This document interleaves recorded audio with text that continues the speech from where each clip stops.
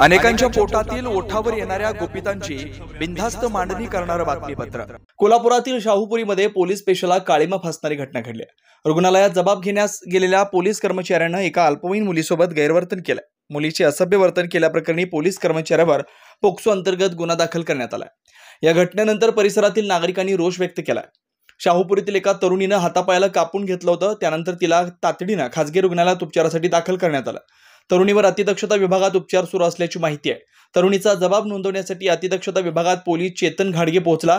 त्यानं रात्री 8:30च्या दरम्यान तरुणीचा जबाब नोंदवून घेतला। तरुणीचा जबाब नोंदवून झाल्यानंतर पोलिसांनी तिला आपला मोबाईल क्रमांक दिला। तू माझी मैत्रीण आहेस, घाबरू नकोस, काही अडचण आली तर मला फोन कर असं सांगत त्याने मुलीच्या शरीराच्या ठिकठिकाणी स्पर्श केला, तसेच छातीलाही स्पर्श केला। या प्रकरणाची माहिती पीडित मुलीने आपल्या कुटुंबाला दिली। पीडित मुलीने थेट पोलीस नाईक चेतन घाडगे विरोधात शाहूपुरी पोलीस ठाण्यात गुन्हा दाखल केलाय। या प्रकरणाची माहिती मिळाल्यानंतर पोलीस विरोधात पोक्सो अंतर्गत गुन्हा दाखल केलाय। या प्रकरणानंतर परिसरातील नागरिकांनी पोलीस नाईक विरोधात रोष व्यक्त केला।